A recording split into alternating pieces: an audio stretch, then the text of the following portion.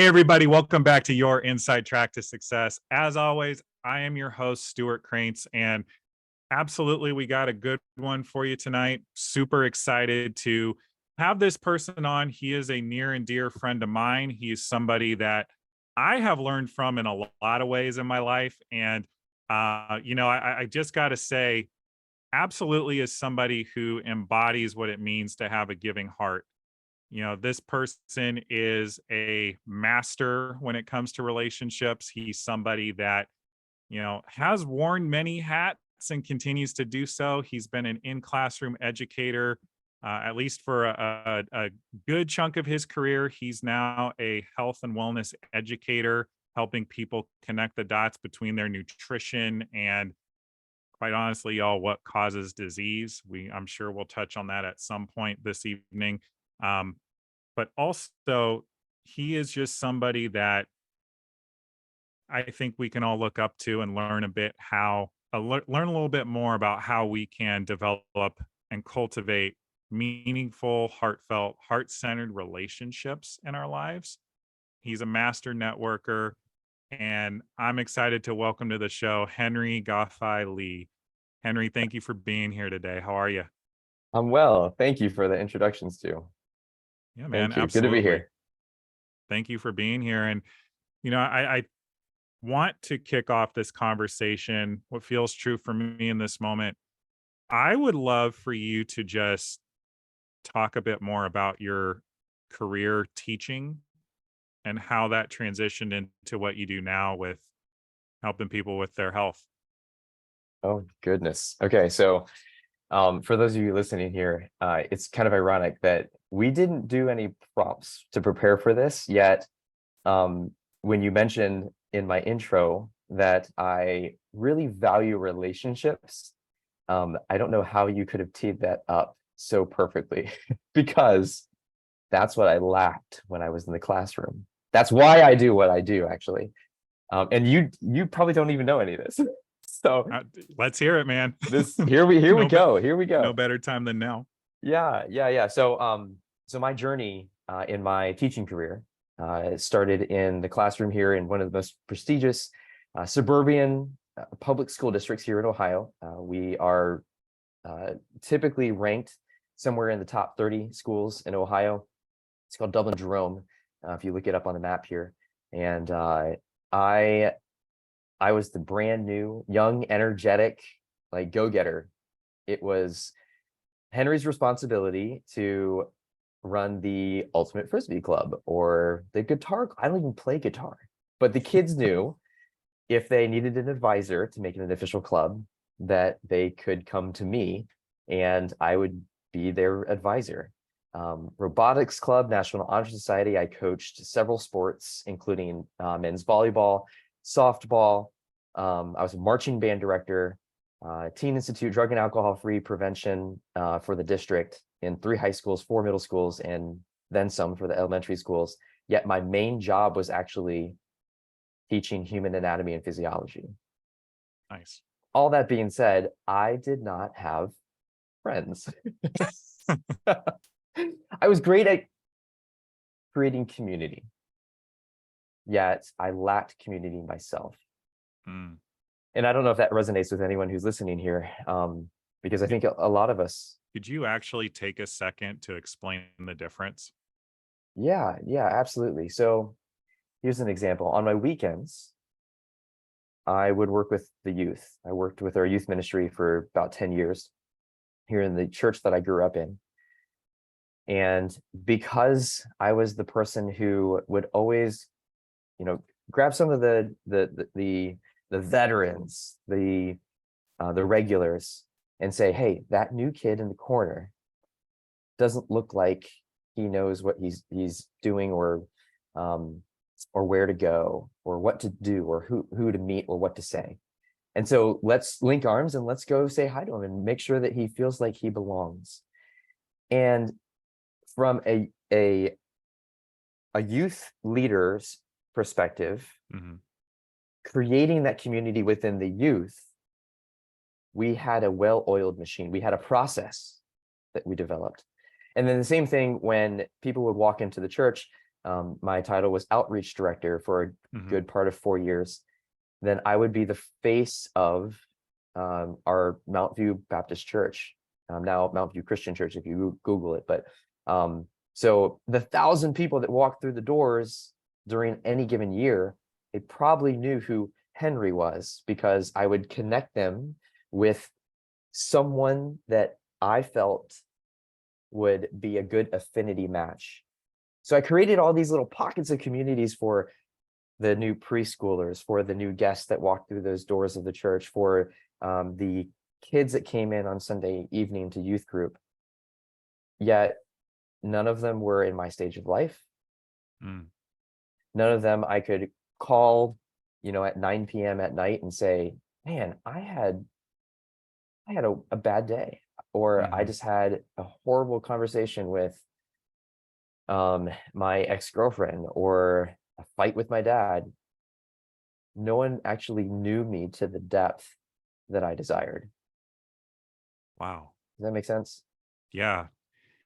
It's incredible to me though, just knowing who you are now. And folks, that's kind of why I was giggling earlier when he was saying he didn't have community, because I've been in public with Henry, all types of places, contexts, venues, Mhm. and somebody's like, Henry, like coming out of nowhere, knowing this guy. So just to kind of continue with that anecdote, how did you create that shift where you were pouring into so many other people? How did you actually begin to pull them into your orbit for Yeah. yourself?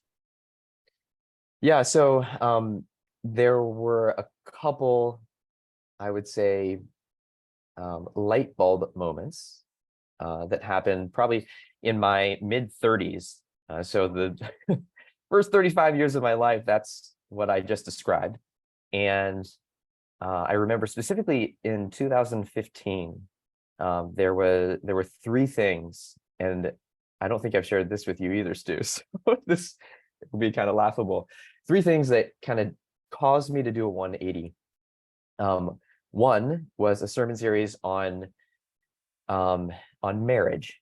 Mhm. It was a sermon series, 7 weeks, that was based off of the book by Tim Keller called The Meaning of Marriage.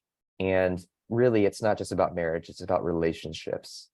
Any type of relationship, any type of meaningful relationships, be that. So that was one. The second was we were doing a Bible study in my small group with a book study called Crazy Love by Francis Chan. And some of you might be giggling because I kind of look like Francis Chan, minus the goatee. I did shave a couple days ago. So, but he's a great author, great speaker, just a phenomenal mentor. I've never actually met the guy, but I've read several of his books and studies, and I feel like he's one of those guys that kind of like your best friend, because he's so open and vulnerable, and you can't help but to reciprocate that. And he's on a screen, you're watching a video of him, right? So that was the second. And the third, which is a little bit more comical, of all things, was eHarmony. So, but let me explain that before you jump to I'm dying conclusions. to hear. Let's go, man. So if any of you have done eHarmony or any of those online dating, eHarmony is one of the most in-depth. It's known for being one of the most informational gathering. And what makes it different is you can't just filter out all these matches and search for people and put in, I want to look for someone who's, I don't know, dark hair, tall, and blonde, or whoever, right? Mhm. Um, they match you based off of 26 different point systems. I forget the exact term that they call it.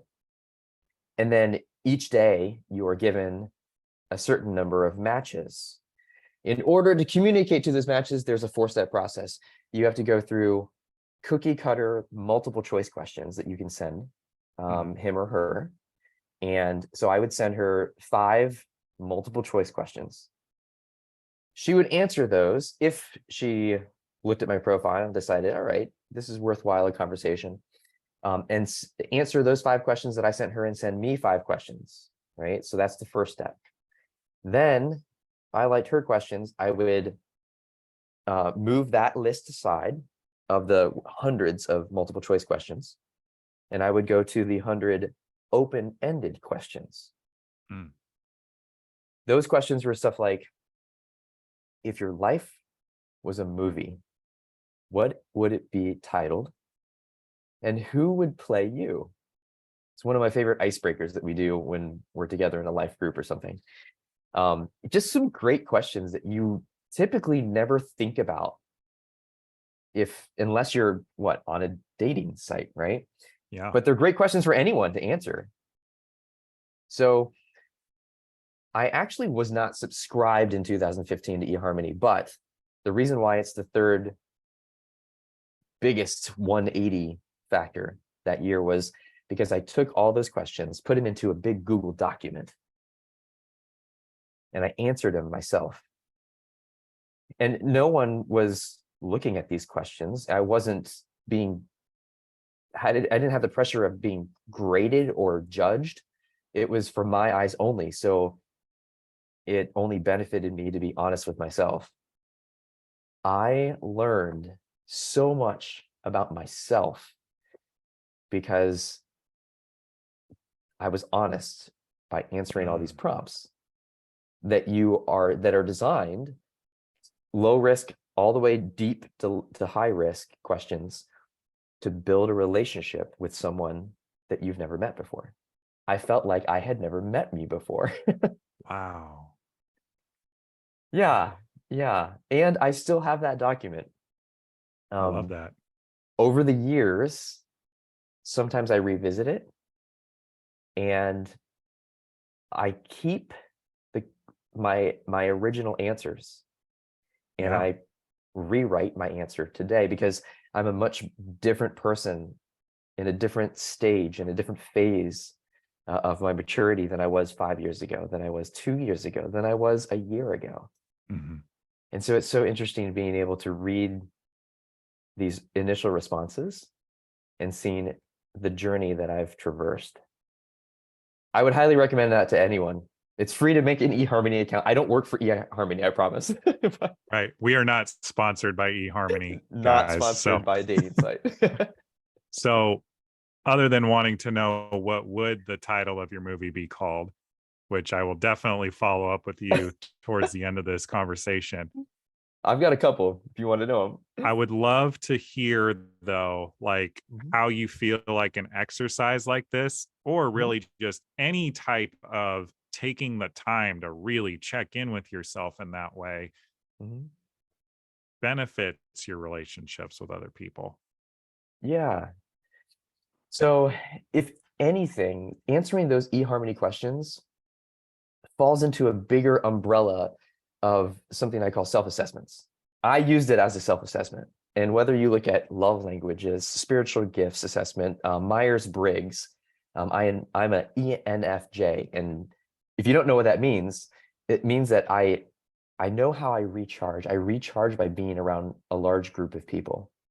I process things by bringing in very analytical data, but then internally, and when I am coaching, I want everyone to have a fair time on the playing field. And so, there's the Enneagram. There are something like the animal test where you discover whether you're a golden retriever or a think lion. one's a rhino. Yeah, something like that. Yeah. But the point is learning about how God designed you. Am I allowed to say God on this? Yeah, go ahead. Okay. Is it true for you? It is. It's true for me. And for those of you listening, like please don't take offense. Like I'm not pushing anything on you. But for me, like what's true for me is God designed me to fill fulfill a certain purpose, to be a certain person. And if I try to fight that, for instance, he designed me genetically to be right-handed. Mhm. But if I continuously try to use my left hand for everything, it's going to be a lot more challenging, and I may end up getting somewhere. But why not learn how I'm designed so I can be more effective and efficient, and then I can not only serve myself better, I can serve others better. There's just so many benefits of discovering how you were designed. Once you do that, that has to happen first, right? Or in the process of, in order to start understanding, in order to bridging the gap with other people. So now that I've sort of prefaced that, here's the meat of building authentic relationships. All right.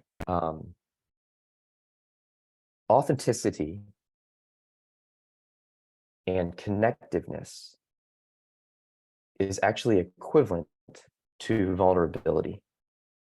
And so imagine if this is me, and this is Joe or Joe Schmo, okay? If I put up a wall between us, I'm not willing to expose who I am, or I don't know who I am, then Joe automatically puts up a wall as well. There is no connectiveness between us. Even if that wall is transparent, we may not be able to hear each other. We can't feel each other. There is a physical boundary between us. Once I know myself and I can be vulnerable enough to expose myself, it gives permission for the other person to lower their wall as well. And because both of our walls have been torn down, vulnerability creates connectiveness. It is a I love that. predecessor. It is a prerequisite. It is not possible to have connectedness without true connectedness without vulnerability. And So can I actually just clarify something here, just in case anybody listening to this is absolutely. confused? So just to use like business vernacular, Mhm. very popular book. I've read it. Dozens and dozens and hundreds and thousands of people have read StrengthsFinder 2.0. So what I'm actually feel like I'm hearing you say, and please correct me if I'm wrong, is know what you're good at and double down on it, because that is Mhm. who you are. And also, Mhm. I feel like I'm hearing you say, don't pretend to be what you're not, which also feels like anti the notion of fake it till you make it. Is that fair to say? Right, right. There's so many. I'm glad you said all of that. We'll start backwards. So, fake it till you make it. There are so many mainstream cliches that we hear that sound really good on paper. That one you've probably heard a lot or even said yourself, but it's actually not true. Like, or it's not beneficial in many cases, right? Mhm. Because as a leader, oftentimes we're told, fake it till you make it. And if they don't know that you're actually not a leader, that you don't have the experience, that you don't have the skills, then they won't question it. Well, that's not actually honest. And Right. at the end of the day, the people that follow you will follow you because of your honesty, not because of your fake leadership. And yeah, there's so many cliches out there, but I'm glad you said that one there. I was going to mention something else too about the StrengthsFinders 2.0 is one of my all-time favorites, and I would Mhm. recommend taking the real deal. There is a book called StrengthsFinders 2.0, and if you buy it from Half Price Books, like I tried to cheat, there's a code in the front that has already been used, so you can't actually utilize the entire companion website. So I ended up purchasing the book. It's only $20 or so. taking the assessment, and then taking it again 10 years later to see how any of those strengths had shifted. And they usually don't, because like God designed you. And unless you have experienced some sort of crazy trauma in your life, those top 5 of the 34, they might shift around a little bit. They might trade some in the top 10, but in general, your top 10 stay your top 10.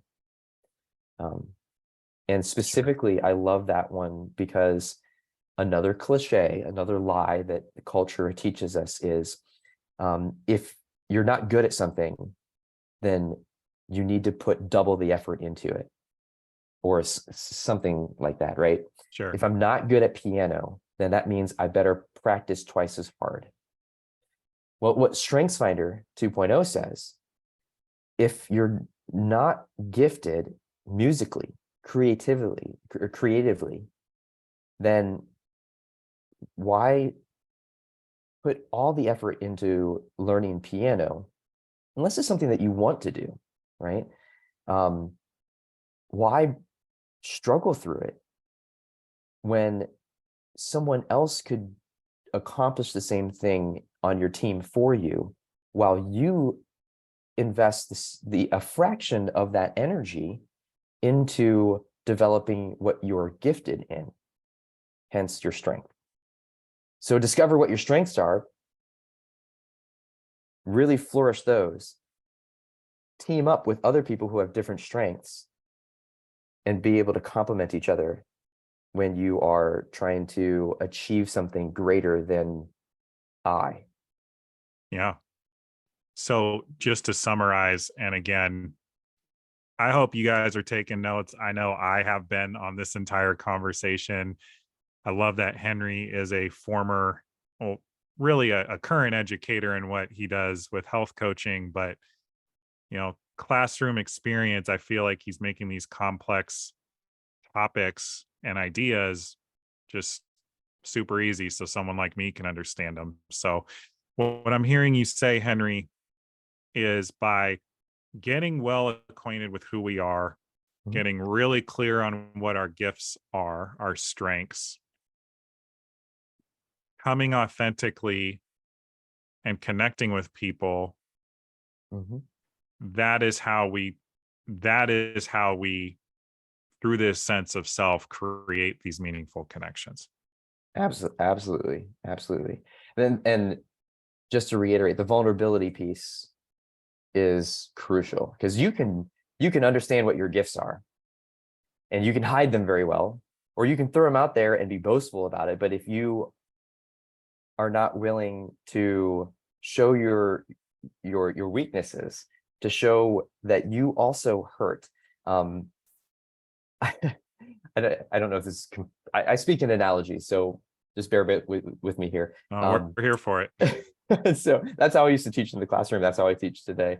I feel that when I have a choice of going to a Steelers game or a Blue Jackets hockey game versus going to my 5-year-old niece's piano recital or soccer game or something like that, I would much rather attend the later, because I know I have a relationship with my niece. I have a relationship with my brother. I know the other kids on the team, or that she plays with, versus I can't name a single person on the Blue Jackets. They poop too.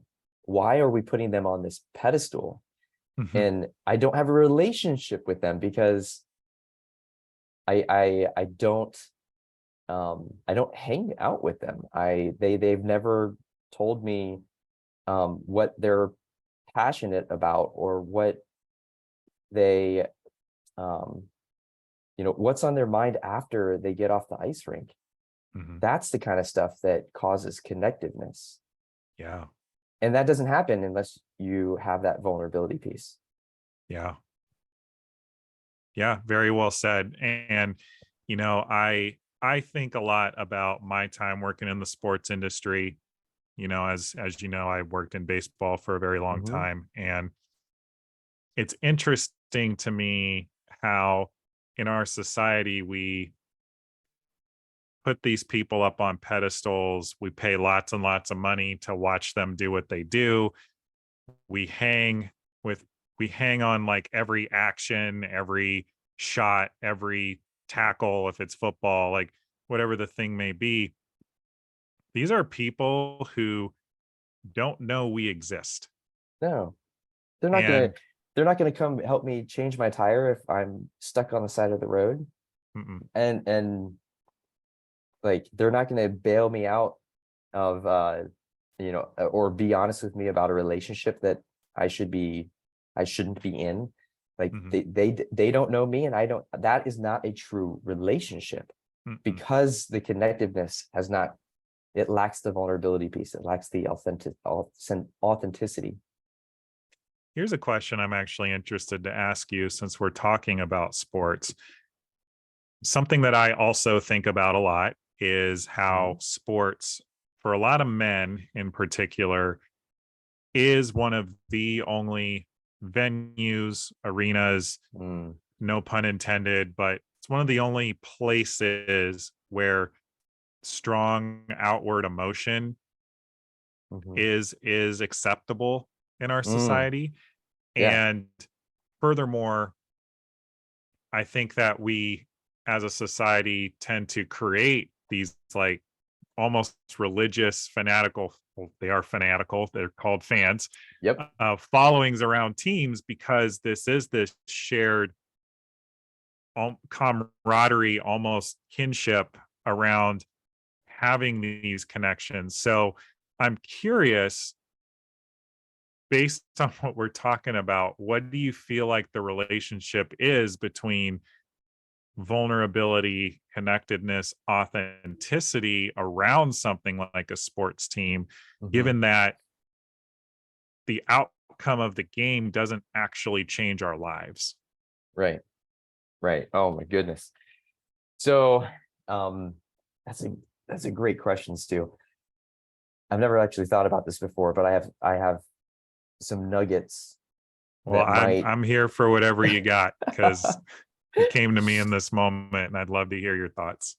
Yeah. So I'm not an expert in any of this stuff. It's just based off of things that I've experienced. I can tell you how I operate, and hopefully, this gives you some insight on maybe um, how to move forward and try out a couple things. But when I hear sports, and I think of large stadiums full of screaming fans, and Mhm. um, you know, dressing up in these crazy outfits and face painting, and or maybe even body paint, Yeah, yeah. tailgating for 7 hours before a night game, um, jumping up and down out of the bleachers, or um, off the couch, spilling the popcorn and not even caring because this guy that I've never actually talked to made a touchdown. Um, it's cultural. Mhm. It's cultural. We we have been taught in this society that men belong in this box, and this box is be tough, is don't ask for help. Um, you are not allowed to hurt or show that you're hurt. Mm. Yeah, You have to love sports and you have to be good at it. Um, sure. you have to be intelligent, but not too intelligent because otherwise you're a nerd. Um, you have to be uh, politically aware, but and stand up for what you think is right, and don't let anyone tell you what to do and who you are, right? All these cliches, right, that our culture Sure. teaches us. um, and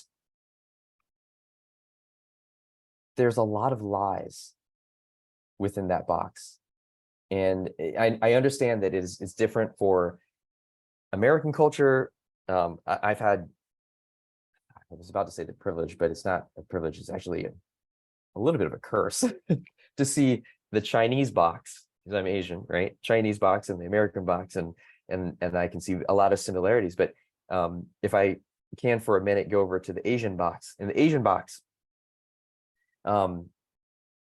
it takes, you are not allowed to ask for help or apologize or hurt to another level.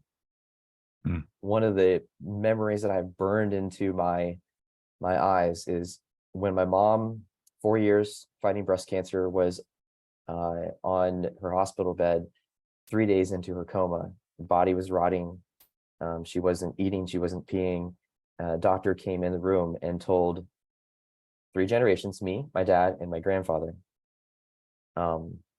we're going to have to make a decision to pull the plug and take her off of life support, and to see if she comes back, because if we just continue letting her body rot, then even if she comes out of the coma, Sure. she's going to be a vegetable for the rest of her life. Okay, so Sure. anyway, my Yeah. dad starts crying for the first time I've ever seen him cry.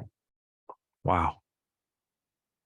His dad punches him and says, "We do not cry." Wow. That's what I grew up with. Sure. That's in the box. That's what it is to be a man. That is a lie.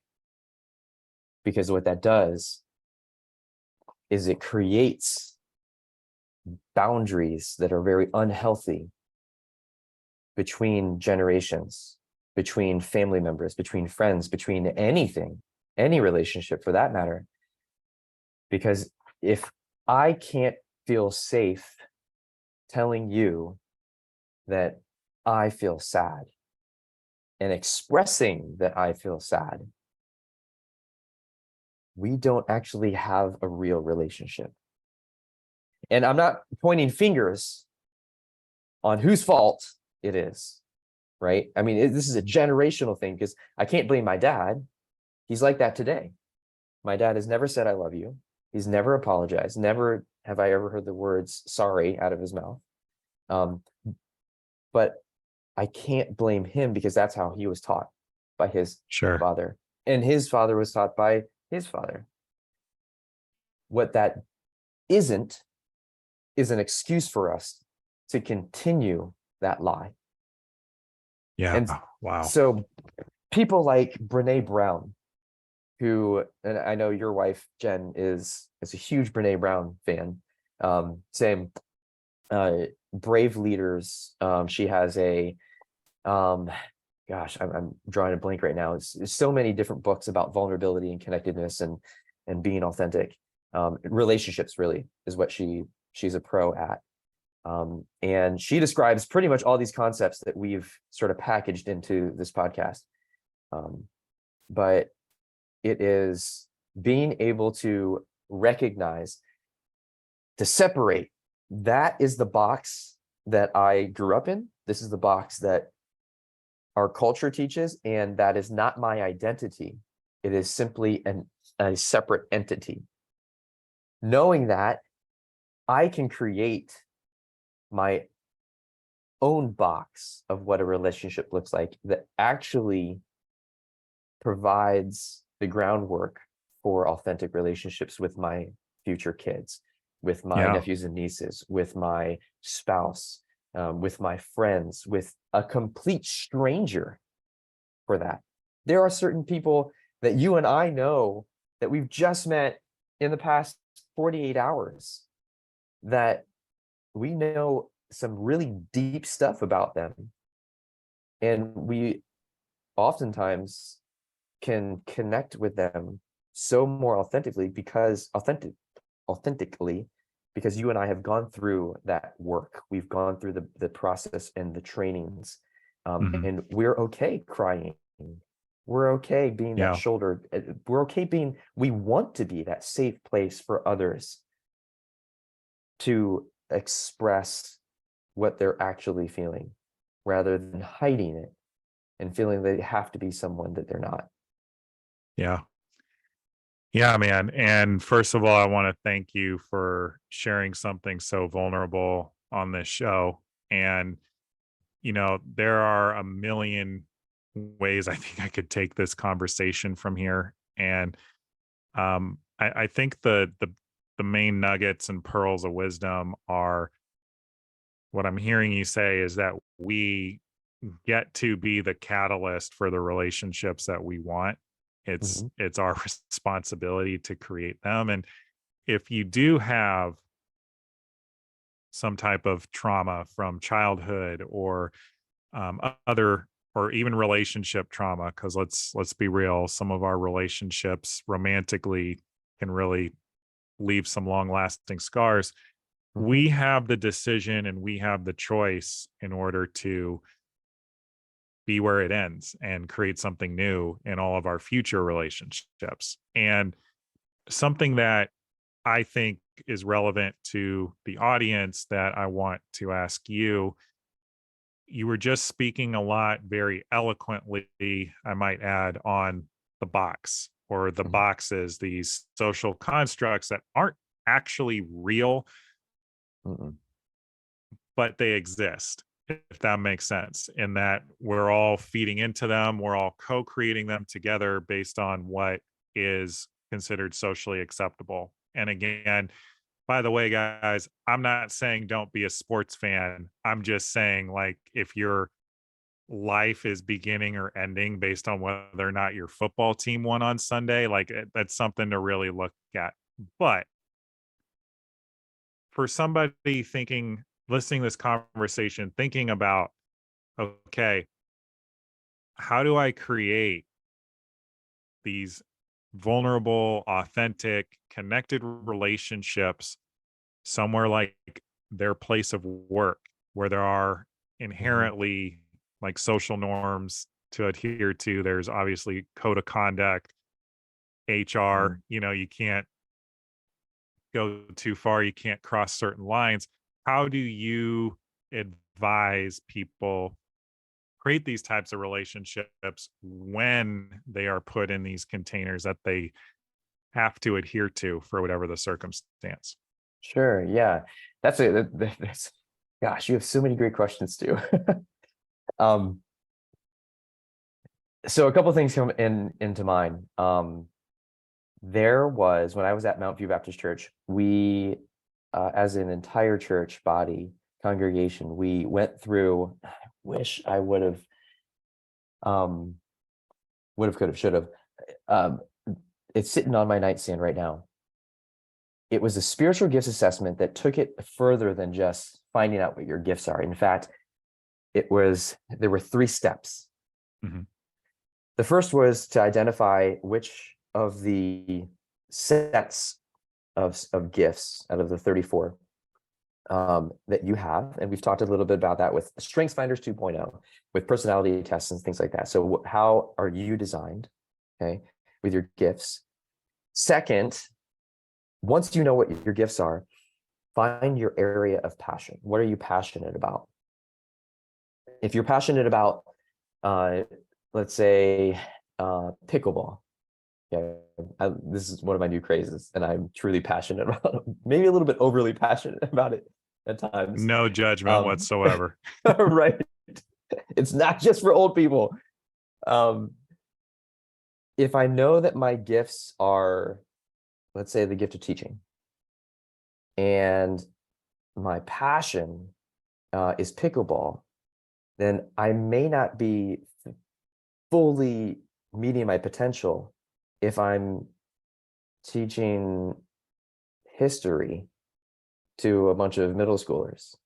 And not to say you can't do both, but the perfect marriage, and in fact, I think somewhere in this book says, um, to really fulfill your full potential for God's purpose for your life is find out what your gifts are, find the area of passion that you can use those gifts within, and the people group that you were meant to serve. So if you are teaching, but you're not teaching the right subject, I don't want to use the word right, but the subject that you're not passionate about. Mhm. And you're teaching a group of people that you're not actually designed to, or you don't jive well with, or as well with, then play around, shift it a little bit until you do. So that's one way in the current workplace, or arriving at the current workplace, or at your future workplace, where you can truly feel fulfilled, instead of having to try to balance your passion with your career, because it's in two separate places, and then hang out with the people that are in a separate sphere. Why not combine all three? Okay, so that's one way to view that question. Another way is, based off a book called Networking Essentials by Chris Borja, Borja. I consider him a master networker. He started here in the Columbus area about 10 years ago, with a small group called the DANG, Dublin Area Network Group. I was part of the DANG, and he's quickly created a network of tens of thousands of people worldwide, and he teaches them how not to be the person that passes out a bunch of business cards and hunts for business in a room, or be the guy that talks about work all the time. In fact, he teaches the exact opposite in his book, and all of his classes. A common exercise that he does during his workshops, and he references to this in Networking Essentials, is for the first 6 minutes of meeting someone, you are not allowed to talk about work. You Ooh, can I share love that. about what you're passionate about, your family, where you grew up, what you like to do after work. If you could live anywhere, no money constraints or time, or any type of other responsibilities that are holding you back, where would you go? And I tell you, it's after 6 minutes is not enough. You can meet a complete stranger, and he actually, in the space of his networking events, which anyone can attend if you're looking to expand your network, it's actually connectednetworkinggroup.com, and he has events happening every single week, online and in person. But during that, before that exercise, he says, I want you to stare across the room and make eye contact with someone that you do not know. All right, hold it. It is awkward. It is Yeah, no okay, kidding. because you can blame it on me. I am the one that instructed you to do that. So I'm the one making it awkward.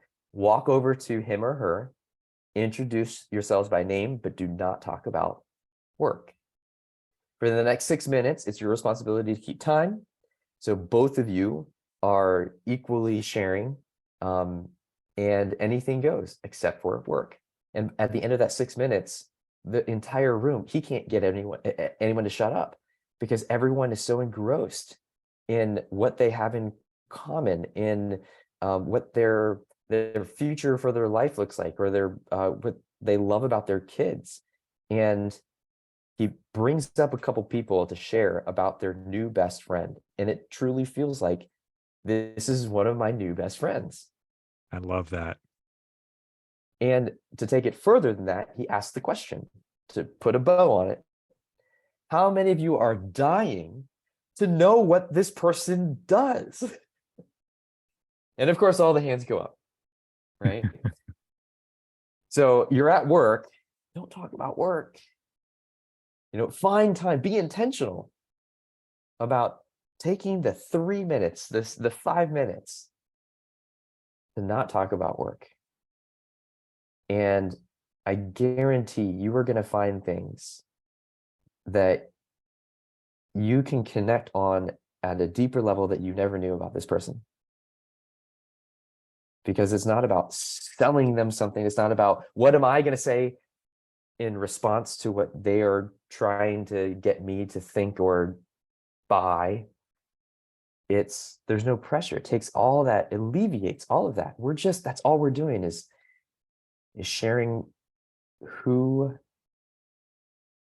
I am. Dude, that is beautiful. I love that. I'm gonna have to go get that book for myself. And I know that we're kind of coming up against it time wise here. However, we have talked about so many incredibly valuable things in this discussion that I'm sure folks are going to want to connect with you after the fact. Henry, what are the places people can get in touch with you, whether it be social media or however else you'd like them to reach out? Yeah, sure. I know typically people put out their email, and I, I feel like email is okay. But if you look at my name in the nameplate down there, in that I think if that appears, I don't know if that's going to be edited or not, but It'll be there. Trust it'll me. be there. Okay. So that's my full name, Henry Ga-Fai Lee. If you look up Henry Lee on Instagram or YouTube or Facebook, you're going to get the other 750 million of us. Fair. So you have to put my middle name in there, and you'll quickly find references and pictures of all the stuff that we've talked about here today. Yeah, So no doubt. just be prepared. But yeah, you can reach out to me on Messenger. You can follow me on Instagram or YouTube, and see the crazy life of Henry Ga-Fai Lee. Yeah, and folks, we didn't even remotely scratch the surface on the stuff that we could have talked about today. So I think it's pretty safe to say we're going to get to have Henry back on the show for, continuation, because this is somebody that, you know, does not like to call himself a master networker, but he's pretty friggin' good. And, you know, I Thanks, I Stu. think I would be remiss. Oh, you're welcome. Just giving credit where credit is due.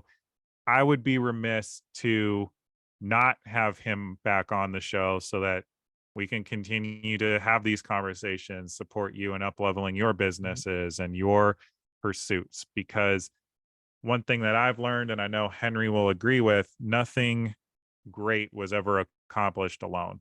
And we Mm. are blessed to have the relationships that we can call upon in times of need, but also just to boost us up, even when we're already doing well, and can support us in looking at things differently and iterating on what we do. And Mhm. so we are unfortunately up against our time today, Henry. But last question I want to ask you, which is what I ask every guest, it's what are you acknowledging yourself for today? Oh gosh. Um, this is hard for me because I'm a supporter and I love supporting other people. But thank you for giving me this opportunity. Networking, I love, and I'm acknowledging myself for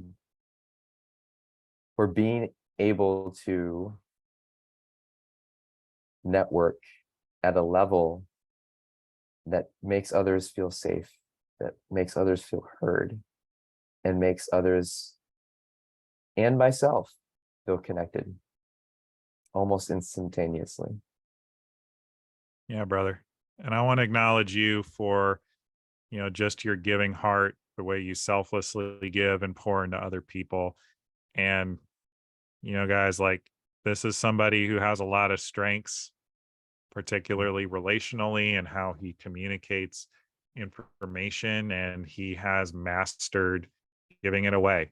And, we spoke about that on today's call. And so if you got any value from today's conversation, please like, subscribe, share with a friend. I mean, this is all about giving. So if you gained value, I'm sure somebody else in your network, in your circle, can gain value as well from listening to this. And be sure, folks, also to please leave a review. Also, just leave some comments in the comment section below. I'm sure Henry would love to know what was most impactful for you. And being who he is, I'm sure he'll be in there responding to all of you before we even know it. So I have been your host, y'all. This is Stewart Kraintz, your inside track to success. Thank you all for being here, and we will see you next week with another amazing episode.